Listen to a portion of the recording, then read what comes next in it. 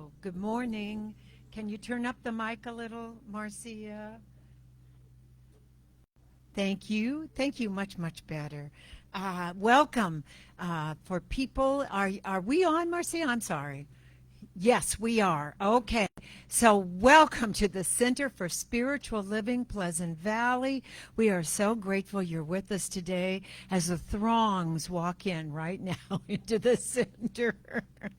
And I am Reverend Pam Geagan, and it is a joy to be with you. And I'll tell you right up front right now, our wonderful Dr. Sue won't be with us today. And she squeaked to me last night why. She is fine. She's doing absolutely perfectly well, except she has no voice. And the doctor said it's probably allergies. But she's doing great. And so she called me last night and said, could you step in? I said, have you lost your mind? I can never replace you. No, I said, of course. So I am here. I'm with you. I'm delighted to be with you. And for those out in Facebook land, this is the Center for Spiritual Living, Pleasant Valley, and I am Reverend Pam Geagan. And now that I'm so excited to introduce, I am so excited about this, our wonderful Lena DeMonte. No, I'm wrong. Oh! For those who can't read. Our wonderful, handsome, talented Alberto. Thank you. Please open. Then our Lena comes up. Thank you.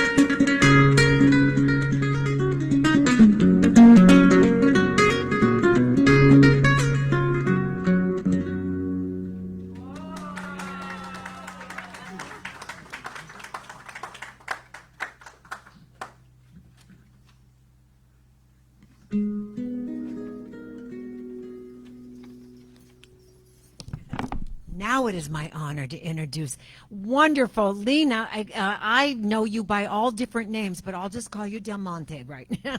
Thank you. Welcome. It's so wonderful to have you here. Oh, thank you. It's wonderful to be here. Good morning, everyone. Hi, I'm Lena, many names, and I have the honor this morning to light the candles of flame, the flames of faith today. We perform this ceremony to promote the universal consciousness of life, which acknowledges that all peoples and all faiths, all sentient beings come from that one great universal presence, which we call spirit. Fundamental to this truth is the unifying nature of all religious thought and experience, which we honor here today. And we'll light the candles now in our mind. We light the candle for the Tao, honoring the universal path of harmony and equilibrium, the natural way. We light the candle for the shamanic traditions, honoring the beliefs and practices of all indigenous peoples, the way of primal spirituality. We light the candle for Hinduism, honoring the path of knowledge, action, and devotion. We light the candle for Judaism, honoring the ethical path of living by sacred law. We light the candle for all forms of Buddhism, honoring the Four Noble Truths and the path of compassion. We light the candles for all forms of Christianity, honoring the Christ consciousness as the path of love. We light the candle for all forms of Islam, honoring the path of submission to the will of God as the highest calling. We light the candle for the universalistic religion of Baha'i, honoring the path of unity and peace. We light the candle for all forms of New Thought, honoring the metaphysical path of mental healing through the practice of universal spiritual principles. We light the candle for all of those who are, as yet, unaware of the power and presence of the Spirit in their lives, and for the space that we are holding for them at this center, and for all religions unnamed in this ceremony. As we light the healing candle, please silently put into the light the names of anyone you wish to have experienced the healing flame of God's eternal love.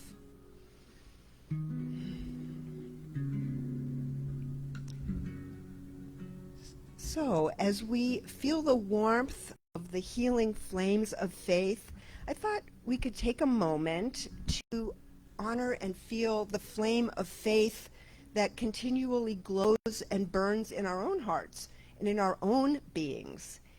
It is our divine birthright. It is internal and it is eternal, and it's up to us to fan the flames of faith and keep it strong. How do we do that?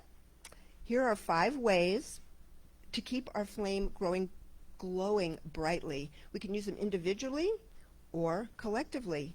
Number 1, simply recognizing and remembering that this flame is there. Number 2, aligning with it, embracing it, knowing it is in us and for us, continually guiding and guarding us.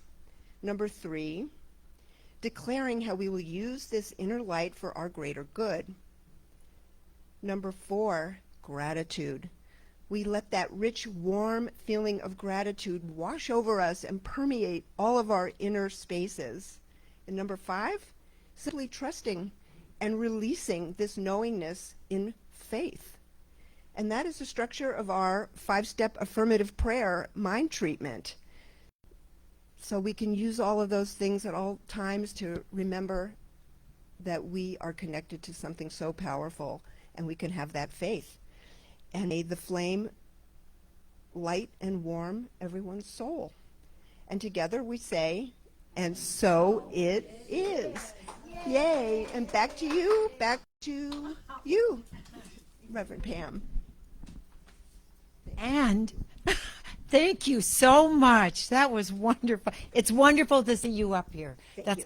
Come back, like next Sunday. And now I pass it on to Alberto.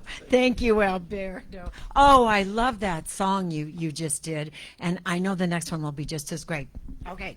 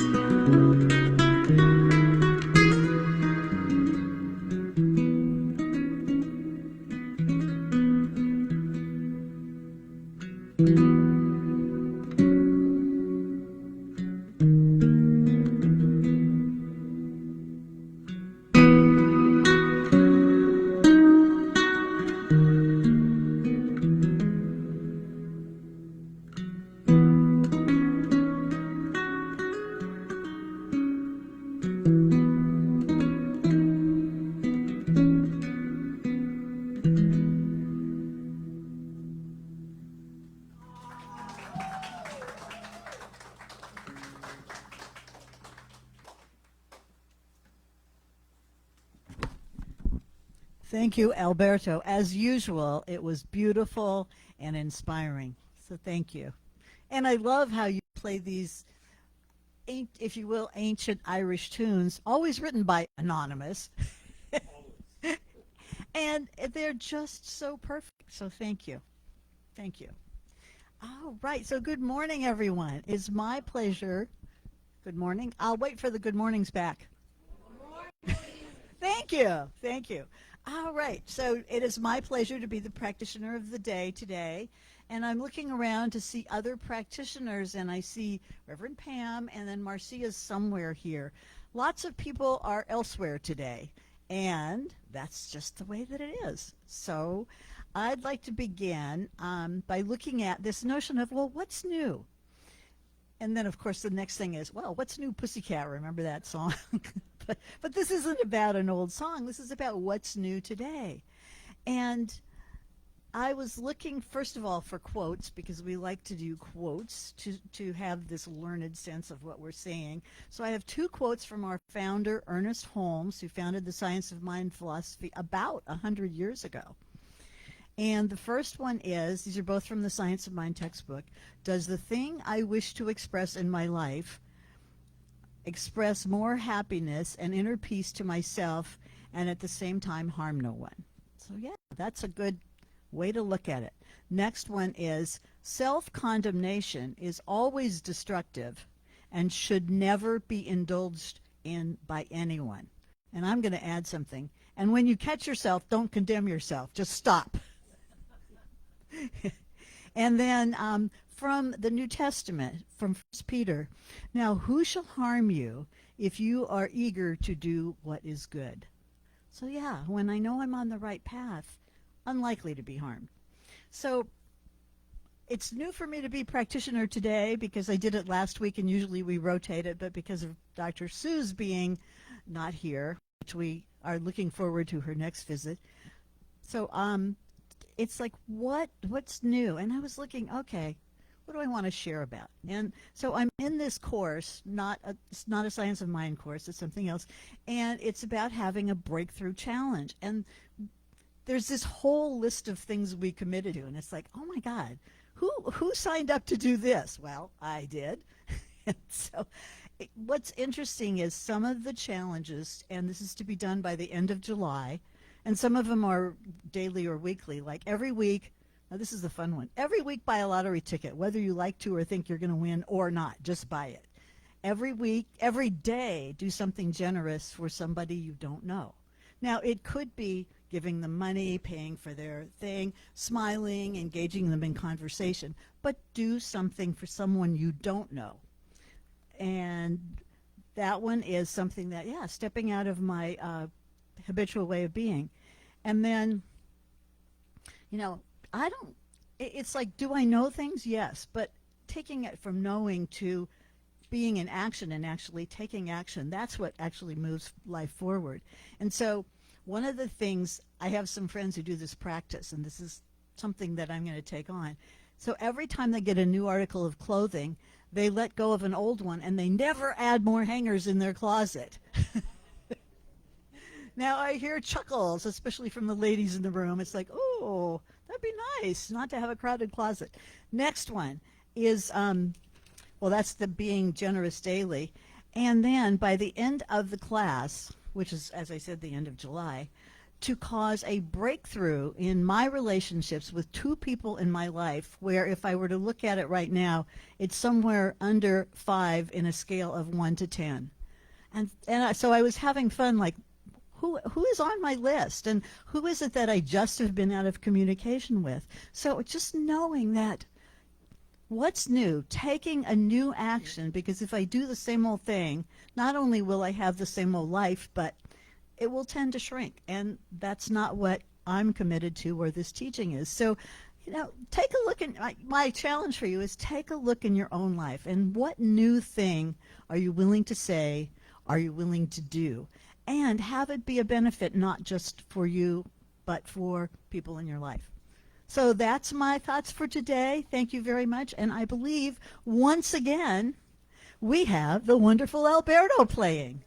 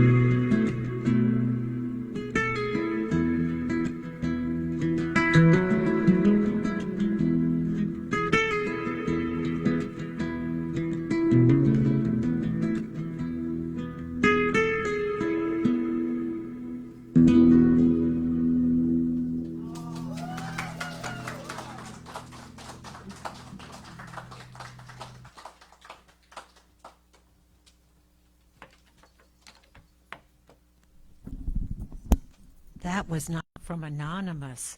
I want to know. That was from you. I want to know what country you were in when you wrote that. Italy. Oh my gosh. Oh my god. Just gorgeous from the soul. I'm not going to ask who you were with. That beach. Oh. Oh, what a good boy. And a good boy are you. Oh, anyway, I love Pamela, what she said about challenging us to what's new. And it's interesting because I've woven together what Dr. Sue squeaked to me squeaked to me over the phone last night when I said, well, what were you going for what's new? And also a lot of what I consider the challenges of coming up with what's new. And I always say, you can say anything with the syntax that is like, what's new? Or what's new?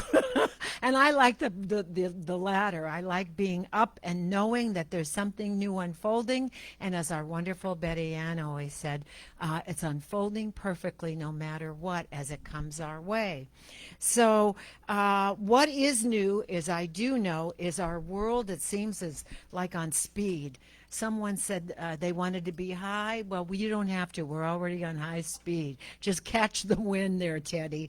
And also, by the way, I just want to digress for a moment. It's so great to have Terry back. And wherever Ray went, Ray too. So I'm really happy that you're back with us. Very, very happy.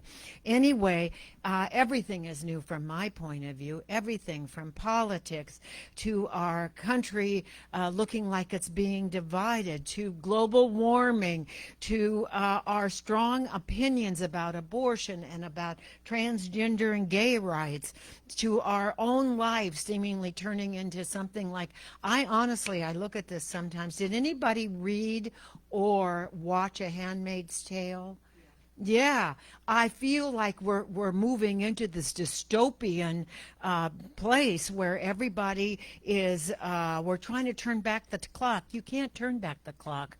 What's new is unfolding, right? And it's unfolding perfectly right back. And it's like we're buffering injustice. We have to buffer the injustices. And also, there's one new favorite, brand new thing that I absolutely love. It's right out of my alley, and it's straight out of the files of X-Files. Remember X-Files? Well, NASA's new thing, which is UAP, unidentified anomalous phenomena. They are, no more UFOs. It's UAPs, and they have a whole department now trying to verify and validate what they believe are beings from faraway galaxies. And they've been visiting us not only recently, but it's been for years and years and years. And so the brilliance here comes into the light, and all I can think of is I so wanted hold on to that brilliance of like Close Encounters of the Third Kind. If anybody remembers that little boy at the end where the aliens hug him, that's what I'm going for. I'm not going for them being mean and cruel. I'm going in for being hugged by the aliens as they come down. But we now know that there is something so much greater than we are. And Einstein said it first, and when he created the theory of everything, in that light, what people said is he's crazy, we cannot prove this, and now we know he was absolutely correct. And what he said is there is no time and space. Those are not conditions in which we live, but modes by which we think. The clock says time between the past, present, and future is a delusion. And his theory of everything connected in this oneness has now been substantiated. And I think it was George Carlin said it best, but also Einstein said it, is time was created so everything didn't crash together all at once. Everything we now know, and I'm so impressed by so much of the technology and so much of the science right now validating this, has always been, will always be, and it may change its form in this dense universe that we have. But now they know from not only like Hubble, but from the James camera, I think it is, the new James camera that is capturing these nebuluses that were created billions of years ago. And what we're seeing is the creation of billions of years ago unfolding, but we are just capturing it at a point that it's billions of years old. They know that the energy of a house, you tear down the house or the land that the energy that the house was built on, and the energy remains. It may be added onto, it may be whatever changes are going on, but whatever has always been, and it's now manifesting in a greater, denser form in our personhood here. So I ask you, if you're still longing to live in the past, that ship sailed. Has anybody, long ago and far away, you're fighting upstream. It's like the Tao. You go with the river. You go with the flow. You are in the moment. And so we are rapidly changing, and our environment is also rapidly changing. And spiritually, we can no longer turn a blind eye to that which makes us uncomfortable. Things have always made us uncomfortable, and yet look at the progresses we've made, not the things that have been holding us back, but the progresses. I remember growing up in the 60s in the valley of Los Angeles in Southern California, where the smog was so bad from the after effects of the love of the automobile and the freeways being installed here. And you know who started all this, which was great, is our interstate highways was President Eisenhower, and he had a love of the automobile. And that's what created this passion to have these gas-driven cars. What did we know? And now, Southern California, I remember being little and we had smog alerts and you weren't allowed to play outside, even in school. And that ship sailed because we've stepped in to do things to protect our environment even more. So these new things that are calling to us, where do you stand in your life? As you so brilliantly said, Pamela, where do you stand with what are you doing to be spiritually new and renewed in what's pulling us? You can't put on the brakes anymore. It's happening too fast and you just can't stop. What changes are coming, and you can go with the good or you can take away from that energetic flow. So remember that when we went to school also, that the idea was to learn the basics. My kids went to school and I went to school and we learned, actually my children's education evolved more than when I was in school. When I was in school, you had to learn the basics, math, reading, and there was art and there could be music, but basically it was the basics, how to count, how to read, how to make yourself in life. And if you pushed through all of that, then you got to go on from kindergarten to first grade to second grade to third grade, fourth, fifth, graduate from high school. And if you had that motivation, you pushed through onto college and you got accolades for all of learning those memorizations of the math and the reading and everything else. My kids, when they came along, I put them in the Bedford Open School. And that was a new concept. It wasn't new, but to me it was new. And it was a whole body learning school.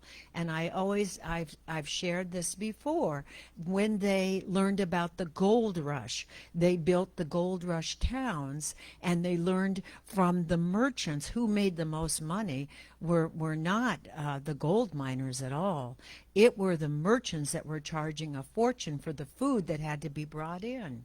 And so if you struck it rich, which was rare, then yes, you could afford these things, but who made all the money were the merchants, and they learned how to count it. And they went mining for the gold in the sandbox too, which was great to see who got the most gold. When they learned about the pioneers in going on the Oregon Trail, they did the math by figuring out the food and the supplies. And if you ran out of food in the Oregon Trail, then you died. It was simple. You were out of the game, simply as that. So all of those things were what I call whole body learning. And so let's fast forward into today. I think that when we graduate and we do all of those wonderful, and education has evolved to so much more, to allow all of the art, all of the music, everything to fill our souls, because we now know we are not separate from those facts. We have to embody anything in us to actually embrace it and become it. So I use my kids again as an example. Katie graduated from UCSB, and she now she had a few jobs, but one of them she has now is at Raytheon, and she's been there a long time. A long time. I think she's been there about at least 10, 12 years. And she does something that, both of my kids do something I don't understand, but she is a project planner and something else. I don't know what it is. It seems so complicated to me, and she works very hard, and I'm sure I do not ask my kids, how much are you making? But tell me, how much are you making here? How much can I borrow from you to continue my life? What's my good out of this? No. But I do know from their conversation, Spencer, who I had to push him through high school, literally, no matter what was being offered. And he did take some college classes, but he is now making more money than my daughter, because she said, I went through all these years of college and I did all of this, and Spencer's making more money than I do. And again, I don't know what Spencer does, but it's all tech stuff. It's all tech stuff.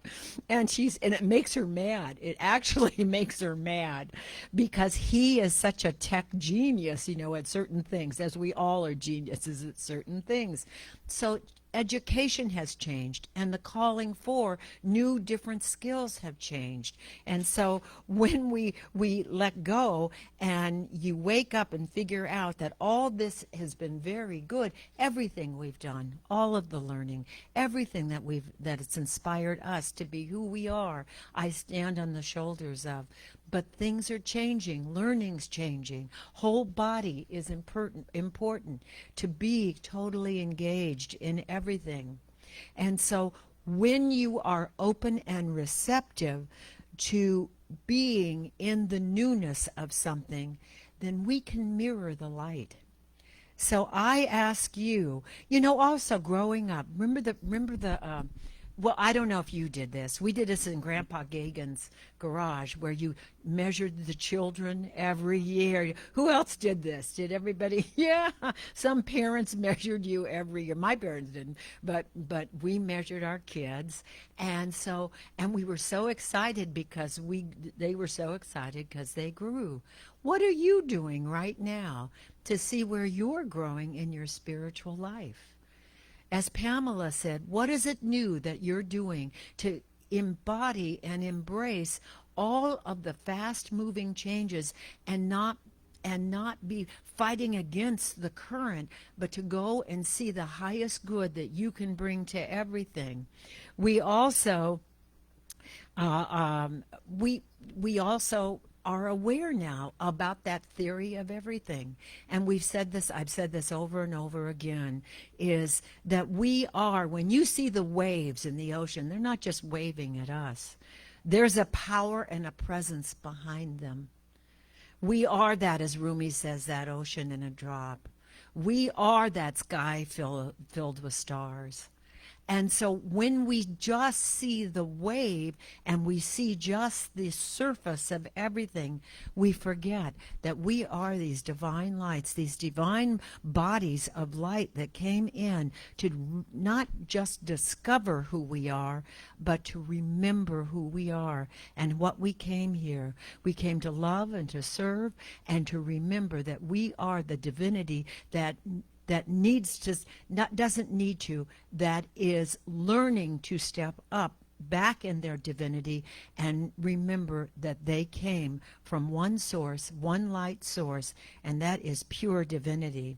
Our real body is not just what's inside our skin, but an energetic light, and you can't miss it. How many people, when you've walked into a room and you gravitate to somebody and you don't know why, and it's because of the light that is shining through them as opposed to the darkness you feel in someone. The real universe is within you. And we already know this. We know it from Rumi. We know it from the poets. You are that world in a grain of sand and heaven in a wildflower. All of Blake. Some of my favorite poets are the metaphysical poets. And I think Einstein says, the more you learn about physics, the more I am drawn to metaphysics, knowing there is something beyond the obvious calling to all of us. And yes, each one of us has a wonderful fingerprint. We are that grain of sand.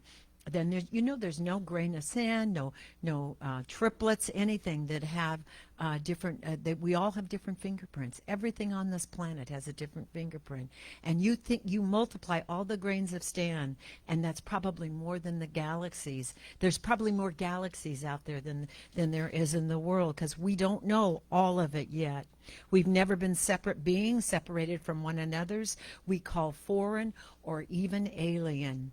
And yet, again, we are unique beings, and we recognize that we are divine beings. And when you recognize that, and you can love just beyond measure, just as you are, one of the first loves that would wonderful beyond all our proclivities. We know our weaknesses, we know our strengths, but when you can love yourself unconditionally, then you can love the world unconditionally. And once you love yourself unconditionally, with recognizing the dark, the light, the things that upset you, the things that don't upset you, then you can grasp on to the light and move into the new and say, I always say when I say something bad about myself, and again, I honor my daughter, the kids aren't allowed to say S words. One of them is clear, I won't repeat it, but the other one is stupid, and if I say, oh, that was stupid what I just did, they turn on me like rabid dogs, Allison and Rona now, who's 3, and say, you said the S word, you said stupid, I'm telling Mommy. And I think, we'll go right ahead. I want to say, go right ahead, you little stupid brat. No, I did not. No. I thought, how cool is that? I always say, once you say something to yourself that is denigrating, self-denigrating, I try and stop myself and say, thank you for sharing, but the truth is this is what I'm aspiring to be, letting go of the S words right there. And when you recognize that you are that divinity, then you can, with gentleness, love yourself. You can love yourself. How much of us love nature? We are just I'm so enthralled. I love being in nature. An animal, a child, anything that you love, you treat with kindness and gentleness and understanding and compassion. And yet, how uncompassionate are we with our own selves? It's time to learn how to be compassion and be our love. Joan I'm sorry, I'm ADD. Joan is here, and I'm sorry. Speaking of light forces, I am so sorry, everybody out there. I'm just so happy Joan Woodward is with us. And I just want to say hi, and we love you.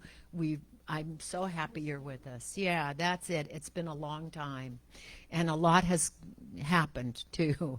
So anyway, when God gives us the ability, the spiritual calling, if you don't love yourself, how can you see that light?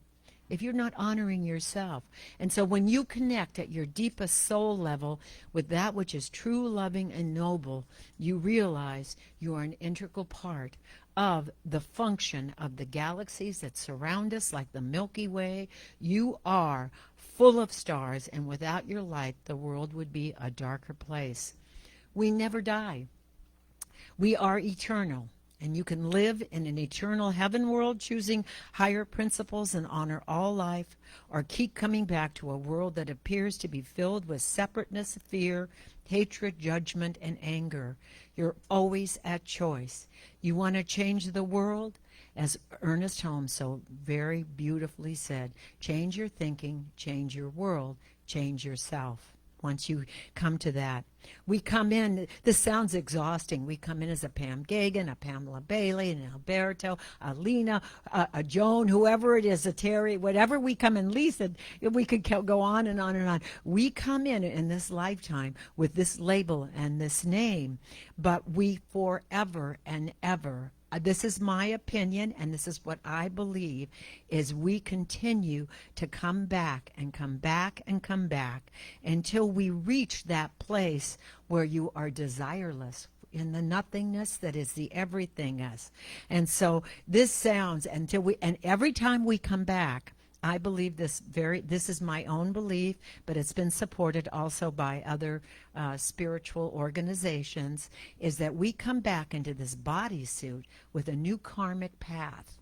And in that karmic path, you'll have new challenges to deepen you so that you can do the fast track to the oneness as more rapidly than you have before.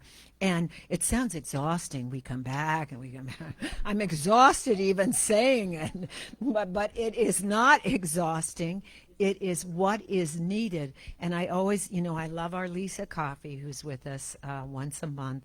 And Lisa said to me, all I want, she said to many of us one time, all I want is to not come back. I want to do everything as much as I can right, so I don't have to come back. And we were sitting with Swami, who's going to be here this afternoon. I love Swami. I can't understand him a lot, but I love him. I love his energy.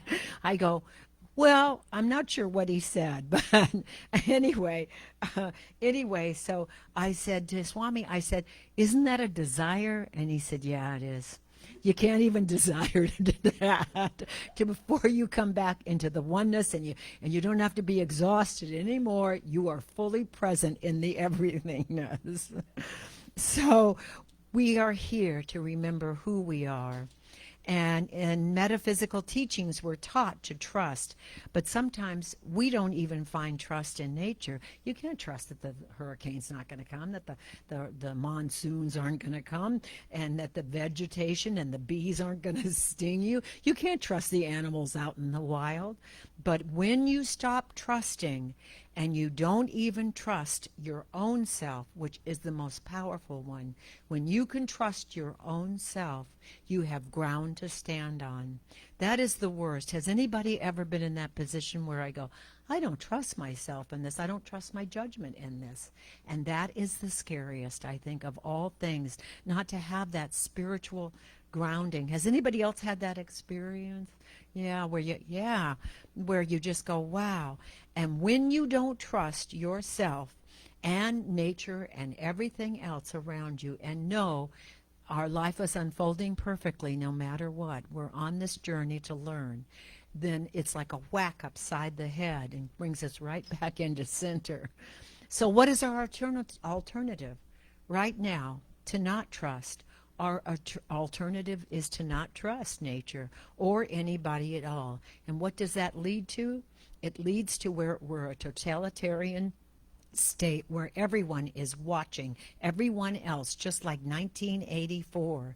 We become our brothers and sisters policemen, reporting what we perceive as suspicious suspicious, I'm looking at you, suspicious activity to the police. And when you can't even trust your own motivations, it's very scary.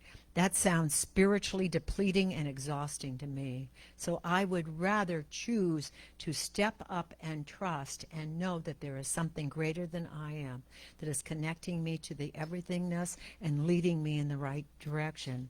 We are spiritual beings, and we have the opportunity to learn two secrets. The Buddhists say, and for the good and the bad, I see this for the good, I said something bad about myself.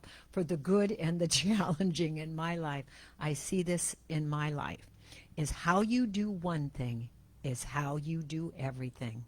And how I do everything is I look at it, and it's really interesting because it mirrors how I do good is like in everything, and I excel in that area, and how I am challenged are all the challenges in my life, and they continue to just repeat themselves until I get a grip on them.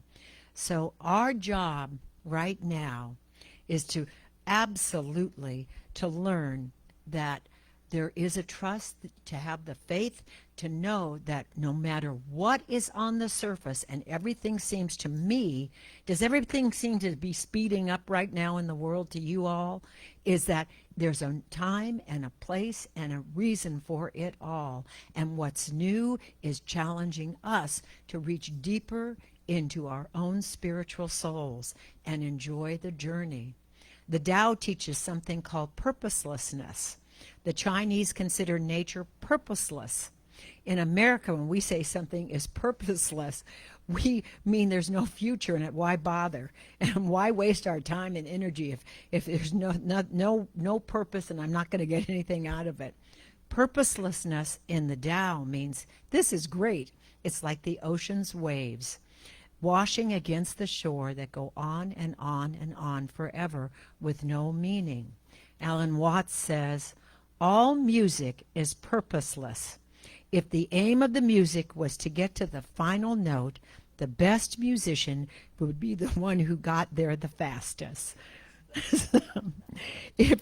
And also when it comes to dancing, it's not to get to a certain place on the floor. If that was it, the dance would be 1 minute or less. It's to enjoy the music, the rhythm, the soul of the music in and through you. The aim of the dance is to dance.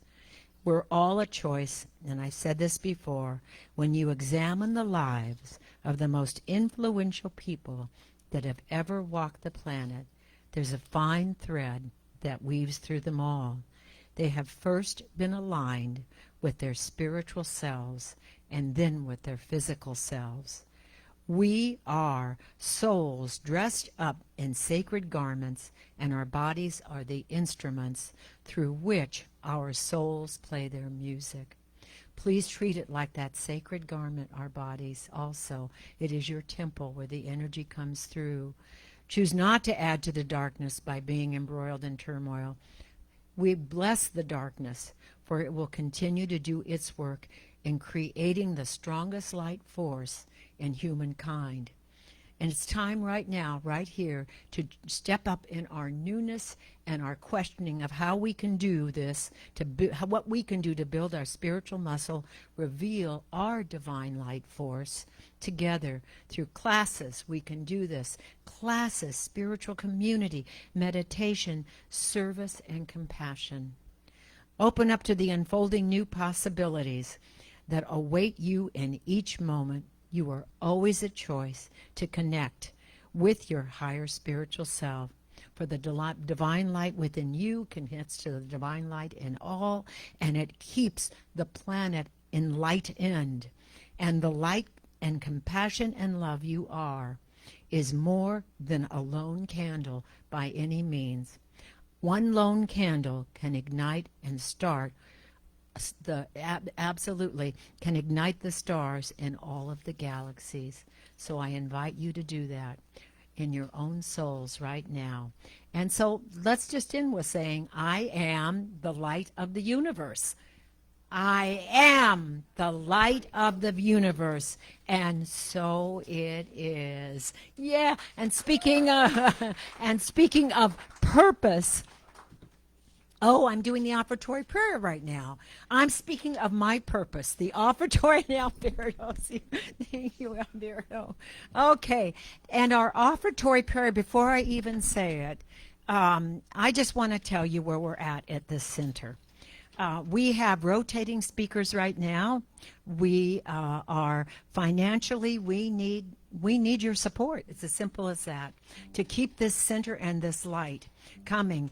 And before I even go any further, on July 9th, thank you, Alberto, July 9th, we've combined Alberto's concert with celebrating our 30th anniversary with a luncheon. And so we want you to come here, and there's details that will be unfolding. And Alberto will be in concert after the luncheon. And I hope you can make the luncheon too. I don't know if you can. Oh, yay! Yay! Okay. And by the way, he is so versatile, and he takes requests. It's just going to be a marvelous day, and it's being catered by our Shirley Berman and Tom Mott's helping her. So anyway, on this note, now let's read our offertory prayer. I am grateful for all the good in my life. I reach deep into my soul, and I drink from this divine eternal wellspring of unconditional love.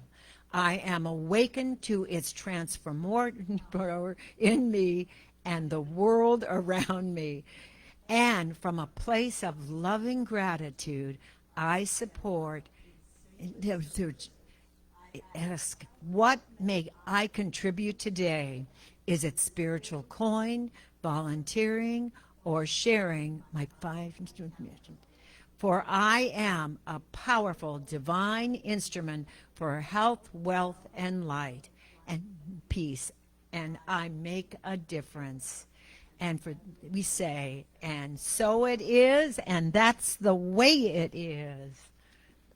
Thank you from our hearts.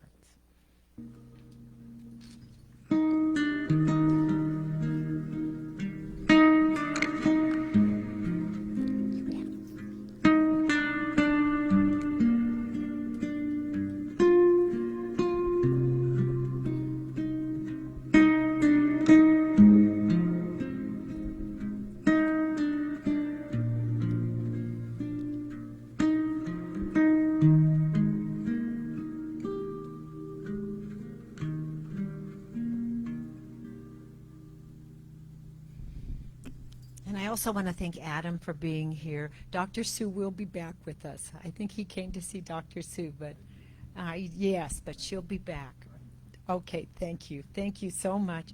And right now, let us just take all of the announcements into our consciousness as Pamela comes up. Pamela comes up. That's right. Yes, thank you so much. Yay. Thank you, Reverend Pam. That was wonderful. All right. So, Marcia. Okay, we have 1, 2, 3 new classes. Let's get busy. All right. We are having these wonderful classes with Janet Lee Orkney, who's actually here. Raise your hand for those present. Thank you. And it's author Janet Lee Orkney. She's written a couple of books, and this particular one is one day. It is not, it's coming up this Thursday, Giving Yourself Approval. Using affirmations and clearing methods to give yourself approval, give yourself permission to live and enjoy your life. It's $15. It's here in the sanctuary from 10 to 11:30. It's a wonderful opportunity to look at those places, to give up those negative statements you've been making about yourself and to release those and to replace them with affirmations. Next. And we have our Playdate Improv workshop. Our Jerry Tomlinson is here. I saw her a moment ago. There she is in the back. So it's with Jerry Tomlinson and Rev Lynn. They're doing this Playdate improv workshop. It's for anybody wishing to bring more play into their lives. Who wouldn't like more play? Enjoy community, higher creativity, brain health, more energy, release of tension, and lots of laughter. So it's going to be great. It's from 10 to 11:30, Saturdays in June. And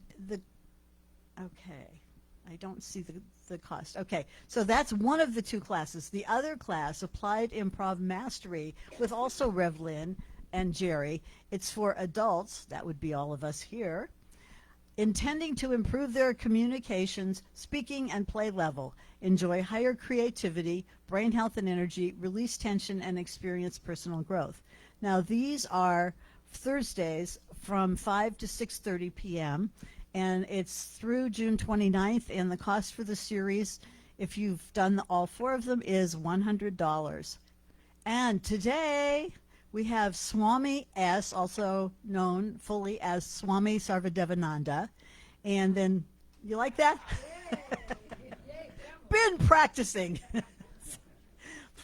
Next, maybe I'll be able to understand him all the time. He's the thing that's wonderful is you be here and you see him and you listen to him, and his accent is such that some of us have a hard time distinguishing the words, but you don't have to. You just sit here and be with the energy, and you're blessed. So anyway, it'll be today. And we have treasures in our bookstore, not just books, but we have all sorts of little gifts and mementos and fun things. So stop in and take a look. And that's right after church, and our wonderful Ralph Brennan will be there to help you. Perhaps he'll guide you to some wonderful things. And, all right, we just talked about July 9th. So we've had a tradition of having an annual barbecue, and Tom does his baked beans, and Shirley plans the rest of this whole wonderful menu. Well, we're going to have that, and our wonderful Alberto will be in concert. And again, to have the pleasure of his music is such a gift, such a gift. And of course, our loving it just makes him happy. All right, so okay. Done with that. It's $25. Please pay in advance so we know how much food to get. Okay, and the menu and the schedule will be following. So come to both, and if you don't make it to the lunch, it's $20 suggested for just the concert. And next week we have our wonderful Renaissance man, Ryan Kimmery, doing the music. And next Sunday, which is Father's Day, we're having our Reverend Lynn doing the talk, and it's on the father load, the masculine is divine. And then what's wonderful is Rev Lynn will be doing the talk, and then Buzz, her husband, one of the practitioners, will be the practitioner. So you get to see mom and dad all together. And okay, so as Reverend Pam mentioned, yes, we are committed to having this center continue not just to survive, but to thrive and to reach out and support not just our members, but the greater community. And so we encourage you to give in person or online. If you don't feel comfortable with those things, send a check. We're happy to put it in the account. But it does cost money to rent the facilities and pay the utilities and all of that. So we're committed, and we want that commitment to be contagious and for people to come and enjoy and be blessed and lifted up. Okay? And we can be found not just here on Sundays, but on Facebook, on Instagram, and on our website. And again, if you have questions or the like, you can send an email to CSL Pleasant Valley at Gmail, or you can call the center and leave a message, and someone will get back to you with answers for your questions. So I think that is it. And now we have our Reverend Pam doing a closing prayer, and Alberto will be playing music. The water is what? Yes. Thank you, Pamela. Thank you. Oh, I feel like a one-woman show today because Dr. Sue didn't show up. So showing up in this moment, let us just Oh, bring all of this to a close. In gratitude for the love and service of everyone here today. And let us remember that our true nature is the divine light, the divine love. Its perfume is joy, happiness, compassion, clarity. And so in that light, I let go of personhood, of mundane challenges that come up every day. And I look higher. I pull from the deepest of deep and the highest of high, place it in my heart, and see life as it was meant to be seen. In that light, in that love, in that joy. And I place that in my heart, for my true beingness, the truth of who I am, lies in that heart that knows that there is something divine within me that continues to call me onward and upward in this thing called life and beyond. I let this go, and I just call today good and very good. And together we say, and so it is. And so it is. It's Alberto. Are you done? You're done. Okay, great. I went, oh, you're done. Yay, it's Alberto again. Right here.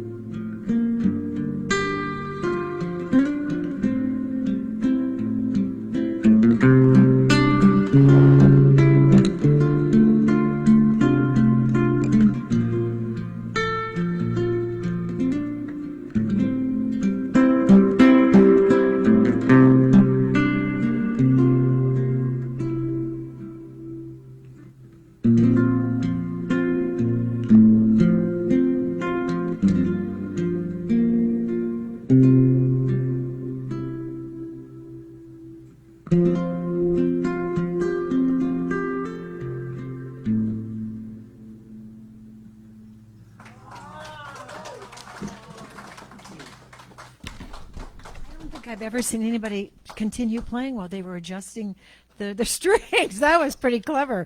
Okay, I want to close with an affirmation, and Jana brought this up. So we're going to close, and I'll say it, and then you can repeat the words after me. Today is a great day. Today is a great day. I know it in my mind. Know it in my mind. I feel it in my heart. I feel it in my heart. And I see it in my life. I see it in my life. And so it is, and that's the way it is. Thank you so much for all.